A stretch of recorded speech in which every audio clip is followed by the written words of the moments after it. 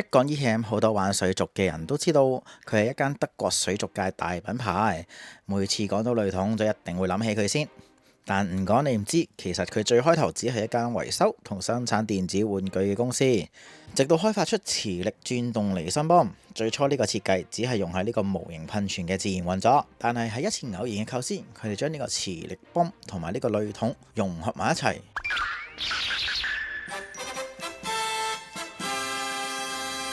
第一個運用磁力轉動嘅濾水器面世，經過幾年間嘅投入，最終 EM 決定放棄生產玩具，全面專注喺水族產品上面。去到而家已經有超過70年嘅歷史，亦都出品超過100種以上嘅產品。講咁多嘢，其實我都只係想講，我打劫咗個雷桶返去玩啊！就係呢一隻 EM Classic 600，大家都叫佢2217。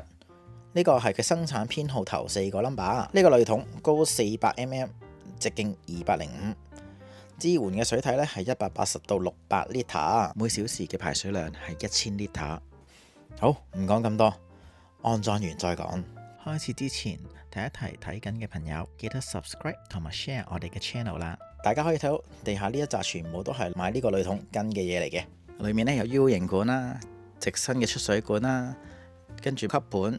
粗幼圓管各一，跟住一大一細嘅快刷，然後打開個濾桶會見到有幾塊濾芯同埋濾面。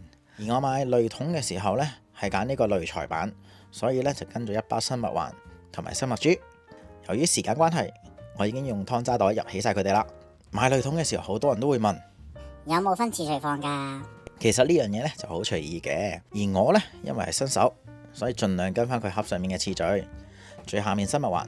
然之後濾芯，再放生物珠，最後就放埋呢個生物濾面。就算唔滿都冇問題。砌好晒呢，就係接口，剪好長度，加上快刷，就加滿水，跟住就冚蓋，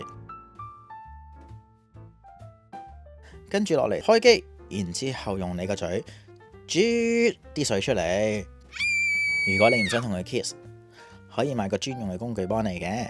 啲水咧一吸到出嚟就即刻懟翻落個快刷度就搞掂晒噶啦。